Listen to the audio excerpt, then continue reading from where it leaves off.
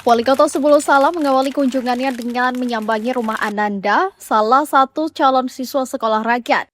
Ananda merupakan anak dari keluarga dengan keterbatasan ekonomi yang sempat terancam tidak dapat melanjutkan pendidikan. Dalam dukungan tersebut, Wali Kota berdialog langsung dengan keluarga Ananda untuk melihat kondisi kehidupan mereka. Kunjungan ini menjadi bentuk kepedulian pemerintah sekaligus memastikan program sekolah rakyat tepat menjangkau anak-anak yang membutuhkan. Usai mengunjungi kediaman calon siswa, Wali Kota melanjutkan peninjauan ke lokasi pembangunan kompleks sekolah rakyat.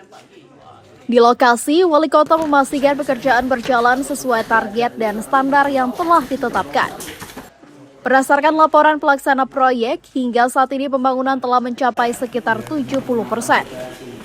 Sejumlah bangunan utama telah berdiri dan pembangunan terus dipercepat agar dapat segera digunakan.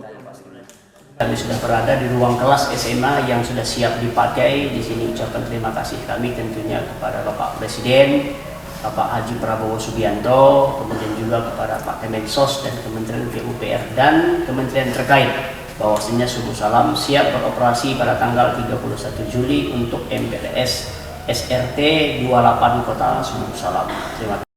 Sekolah rakyat sendiri telah beroperasi sejak September 2025.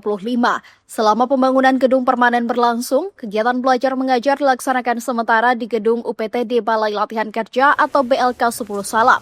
Pemerintah kota berharap kehadiran sekolah rakyat mampu memberikan kesempatan belajar yang lebih luas bagi anak-anak dari keluarga kurang mampu.